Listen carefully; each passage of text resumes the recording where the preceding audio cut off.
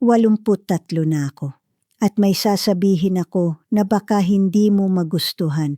Kung hindi mo kayang mabuhay mag-isa, huwag kang basta pumunta sa nursing home. Alam ko, iyan ang sinasabi ng lahat. Mas ligtas doon, may mag-aalaga sa'yo. Hindi ka na mag-iisa. Ganyan din ang sinabi ng anak ko sa akin at akala ko tama sila. Pero mali ako. Kasi may mga bagay na hindi sinasabi sa'yo tungkol sa pagtanda, lalo na kapag hindi mo na kayang alagaan ang sarili mo tulad ng dati. May mga pagpipilian na parang tama sa umpisa, pero unti-unti kang nawawala habang nandun ka. Akala mo tutulungan ka nila, pero minsan, kinukuha nila ang natitira mong kontrol. Ako si Margaret, 83 taong gulang. At nasubukan ko na halos lahat, tumira ako sa anak ko. Nagbayad ako ng mag-aalaga.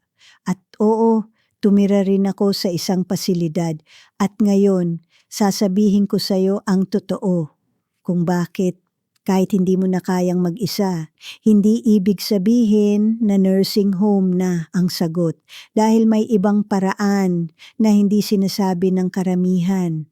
Noong nawala si Richard, bigla akong naiwan mag-isa, 46 na taon kaming magkasama. Tapos isang araw, tahimik na lang ang bahay. Sa umpisa, kaya ko pa. Nagluluto ako, naglilinis, inaasikaso ko ang sarili ko. Tahimik, pero sabi ko sa sarili ko, sanay na ako, ayos lang to. Pero unti-unti may nagbago. Mga maliliit na bagay lang naman, napapagod ako agad, lalo na kapag paakyat ng hagdan. Minsan, nanginginig ang kamay ko. Kahit simpleng pagbukas ng garapon, may mga pagkakataon din na nakakalimutan ko kung bakit ako tumayo. Isang umaga, nadulas ako sa banyo. Hindi ako tuluyang bumagsak, nakakapit ako sa gilid. Pero natakot ako, kinagabihan, hindi ako makatulog. Nakatitig lang ako sa kisame. Iniisip ko, paano kung sa susunod hindi na ako makakapit? Paano kung mahulog ako at walang makakita sa akin? Kaya kinabukasan, tinawagan ko ang anak ko. Hindi ko na hinintay na siya ang magsabi, sige na, baka pwede muna akong tumira dyan. Kahit sandali lang, agad siyang pumayag. Parang matagal na niya itong hinihintay. Ma, dapat noon pa, sabi niya. Sa unang linggo, parang gumaan ang pakiramdam ko. May kasabay akong kumain, may kausap ako. May ingay ulit ang paligid. Pakiramdam ko, may halaga pa rin ako. Pero hindi nagtagal. Unti-unti kong naramdaman na hindi na ito ang buhay ko. May sarili silang oras, sarili nilang mundo. Pagpasok ng 2nd linggo, madalas mag-isa na naman ako sa bahay. Pero iba na ngayon, hindi ko bahay yon. Tahimik pa rin, pero hindi ako komportable. May mga maliliit na bagay. Ma, huwag masyadong maalat. Ma, hinaan mo yung TV. Ma, lalabas kami. Okay ka lang dito? Hindi sila masama, nabubuhay lang sila. At ako, parang sagabal lang sa gitna. Isang gabi, narinig ko ang anak ko sa telepono. Akala niya hindi ko naririnig. Mahirap din pala. Nakakapagod. Doon ko naintindihan. Kahit napapaligiran ka ng tao, pwede ka pa ring maging mag-isa. At minsan, mas masakit pa yon. 3 buwan, ganun ang naging buhay ko. Hanggang sa isang araw, sinabi ko sa anak ko, uuwi na ako. Nag-alala siya, pero hindi ko na kayang manatili pa. Pagbalik ko sa bahay, parang nakahinga ako. Sarili kong espasyo, sarili kong katahimikan. Pero nandoon pa rin ang problema. Mas mahirap na ang hagdan. Mas mabilis akong mapagod. May mga bagay na dati kong kayang gawin. Pero ngayon, hindi na. Isang hapon, sinubukan kong magpalit ng ilaw. Simple lang dati yun, pero nanginginig ang kamay ko. Hindi ko magawa. Nakatayo lang ako doon. hawak ang bombilya at doon ko naisip, ganito pala yun. Ganito ka unti-unting nawawalan. Kaya naghahanap ako ng tulong. May dumating na babae, si Patricia. Mabait siya, maayos kumilos. Sa umpisa, ilang beses sa isang linggo lang, naglilinis, nagluluto, tumutulong sa mga kailangan. Pero habang tumatagal, may ibang naramdaman ako, hindi lang sa pera, kundi sa sarili kong bahay. Parang hindi na ako ang nasusunod. Hindi nagtagal, dumating ang mga bayarin, 3,000 kada buwan, para lang sa ilang oras na tulong. Sinubukan kong huwag isipin, pero bawat buwan, nababawasan ang ipon ko, tahimik lang ako, pero ramdam ko hindi ito tatagal. At hindi lang pera ang problema, may mga maliliit na bagay. Gusto ko agad hugasan ang pinggan. Si Patricia, hinahayaan muna. May paraan ako ng pagtupi ng tuwalya. May sarili siyang paraan. Maliit na bagay. Pero naiipon. Dahil bahay ko to. Pero ako ang nag-a-adjust. At pagkatapos, umalis siya. May problema raw sa pamilya. Hindi na nakabalik. Kaya naghahanap ulit ako. Ibang tao na naman. Ibang ugali. Ibang galaw. Bawat bagong dumarating. Kailangan kong magpaliwanag ulit kung saan ang mga gamit, kung paano ko gusto ang mga bagay. Nakakapagod, paulit-ulit, parang nawawala ang katahimikan ko. Sa sarili kong bahay, hanggang sa isang araw, napagod na ako, pinahinto ko na, at dun ko naisip, parang wala na akong pagpipilian. Ang anak ko, siya na ang naghahanap. May nakita siyang lugar. Malinis daw. May mga nurse, may nag-aalaga buong araw. Sige na ma, subukan mo lang. Sabi niya, pagod na rin ako mag-isip. Kaya pumayag ako. Kahit isang buwan lang, nung araw na lumipat ako, parang kakaiba ang pakiramdam, parang hotel. Pero alam mong, hindi ka naaalis. Maliit ang kwarto, malinis, maayos. Pero hindi ko maramdaman na akin. Sa unang mga araw, hindi naman masama. May mga nakilala akong iba. Naglaro kami ng baraha, sabay kumain. Maayos ang pagkain, tahimik ang lahat. Pero pagdating ng isang linggo, may naramdaman akong iba, parang may kulang. Gigising ka sa parehong oras, kakain sa parehong oras. 5:00 ng hapon, hapunan na. Hindi ako sanay sa ganun. Gusto ko, gabi na kumain. Gusto ko, ako ang magdesisyon. Mahilig akong magbasa sa gabi, pero pagsapit ng 9:00, dumidilim ang hallway. Kapag may ilaw sa kwarto ko, may kakatok. Mrs. Turner, oras na po ng tulog. Oras na ng tulog. Sa edad kong ito, may magsasabi pa sa akin kung kailan ako matutulog. Isang gabi. Gusto ko lang lumabas. Maganda ang hangin, malamig, tahimik.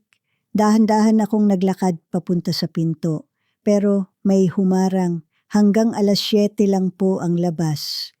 Safety policy. Safety. Ilang beses kong narinig ang salitang yon, safety policy, para daw sa kapakanan ko. Pero bakit parang lalo akong nakakulong? Hindi naman ako ganun kahina. Kaya ko pang maglakad, kaya ko pang mag-isip. Pero doon, parang tinanggal sa akin ang lahat. Bawat galaw, may oras, bawat desisyon, hindi na sayo. Unti-unti, may nawawala sa loob ko, hindi katawan, kundi sarili ko. 3 linggo pa lang, hindi ko na kinaya. Tinawagan ko ang anak ko. Sunduin mo na ako. Ma, sabi mo 1 buwan. Hindi ako mabubuhay ng ganito. Mas gugustuhin ko pang mahirapan sa bahay kaysa maging komportable sa kulungan. Nung araw na umalis ako, iba ang pakiramdam. Mas maliwanag ang araw. Mas sariwa ang hangin para akong nakalaya. Pero pag uwi ko, nandoon pa rin ang lahat. Ang hirap, ang pagod, ang takot. Pagbalik ko sa bahay, tahimik ulit. Parehong bahay, parehong mga pader. Pero iba na ang pakiramdam. Umupo lang ako sa may bintana. Tinitingnan ang kalsada. May mga dumadaan. May mga taong abala sa buhay nila. At ako, nandoon lang. Hindi ko alam kung ano ang susunod. Nasubukan ko na ang lahat. Mapamilya, hindi nag-work, may nag-aalaga, hindi rin tumagal. Pasilidad, hindi ko kinaya. Kaya ano pa ang natitira? Araw-araw, pareho lang. Gigising, uupo, mag-iisip, tapos hihintayin matapos ang araw. Minsan, hindi na ako takot. Mas mabigat ang pakiramdam na wala kang silbi. Na parang wala ka nang maibibigay. Na parang tapos na ang bahagi mo sa mundo. At yon ang pinakamasakit. Hindi ang pagod, hindi ang sakit, kundi yung pakiramdam na unti-unti kang nawawala habang buhay ka pa. Isang hapon, lumabas ako, hindi malayo. Doon lang sa maliit na tindahan sa kanto. Hindi ko na kaya ang malalayo. Habang naglalakad ako, nakita ko si Sarah, kapitbahay ko. 2 bahay mula sa akin. Bata pa siya. Siguro nasa 40. Laging mukhang pagod. Nakausap niya ang telepono. Paulit-ulit siyang naglalakad. Hindi na ako pwedeng umalis ng maaga. May trabaho ako, sabi niya. Pagkatapos, tumahimik siya, mukhang maiiyak. Alam ko ang pakiramdam na yon. Kaya lumapit ako. Sarah, sabi ko, kung kailangan mo ng tutulong sa anak mo. Nagulat siya, hindi ka humihingi. Sabi ko, ako ang nag-aalok. Sandali siyang natahimik. Sigurado ka po, tanong niya. Tumango ako, araw-araw naman akong dumadaan doon. Sabi ko, ako na ang susundo. Ngumiti siya, parang nabunutan ng tinik. Emma po ang pangalan niya, sabi niya. Grade 2, tumango ako. Sige, bukas. Nandun ako. At doon nagsimula ang lahat. Kinabukasan, pumunta ako sa paaralan. Tahimik lang akong naghintay sa labas hanggang sa lumabas siya. Si Emma, maliit, masigla at ang daming kwento agad. Habang naglalakad kami pauwi, hindi siya tumigil kakasalita na tungkol sa guro niya, sa mga kaklase niya, sa project nila. Tahimik lang akong nakikinig at hindi ko namalayan, ngumiti na pala ako. Pagdating namin sa bahay, iniwan ko siya kay Sarah. Kinagabihan, kumatok siya sa pinto ko. May dala siyang pagkain. Napadami po ang luto ko, sabi niya. Ngumiti ako, hindi ko na tinanggihan. At mula noon, naging ganun ang araw-araw. Ako ang sumusundo kay Emma. Si Sarah naman, nag-iiwan ng pagkain. Pero hindi lang yon. Minsan, inaayos ng asawa niya ang gripo ko. Tinutulungan nila ako sa mga hindi ko na kaya. Tinuruan din niya akong magbayad online at magpa-deliver ng grocery. Unti-unti, gumaan ang buhay ko. Pero higit pa doon, may nagbago sa loob ko. Hindi na ako naghihintay lang matapos ang araw. May dahilan na ulit ako gumising. May naghihintay sa akin. At doon ko naintindihan, hindi ko kailangan ng taong mag-aalaga sa akin. Kailangan ko maramdaman na may silbi pa ako. Ngayon, 83 na ako. Mag-isa pa rin akong nakatira. Pero hindi na ako nag-iisa. Hindi ko na kailangan ng mamahaling tulong o lugar na may mga patakaran para sa bawat galaw.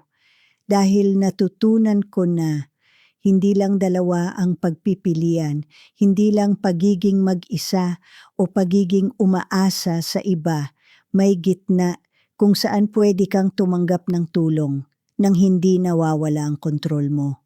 Kung saan pwede ka pa ring magbigay kahit hindi na katulad ng dati. Dati, gumastos ako ng libu-libong pera, pero pakiramdam ko, mag-isa pa rin ako. Ngayon, halos wala akong ginagastos, pero mas konektado ako kaysa dati. Dahil ang pera, nakakabili ng serbisyo, pero hindi nito nabibili ang relasyon. Hindi ako tinutulungan ni Sarah dahil binabayaran ko siya. Tinutulungan niya ako dahil tinutulungan ko rin siya. At doon nagiging totoo ang lahat. May halaga pa rin ako, may maibibigay pa rin ako. Hindi nawawala ang halaga mo dahil tumanda ka.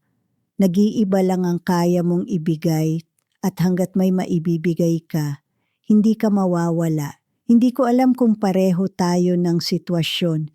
Baka mas mahirap ang pinagdadaanan mo. Baka mas marami kang iniisip. O baka ngayon pa lang nagsisimula kang magtanong kung ano ang mangyayari kapag dumating ang araw na hindi mo na kaya mag-isa. Hindi ko hawak ang sagot para sa lahat. Pero ito ang natutunan ko sa edad kong ito.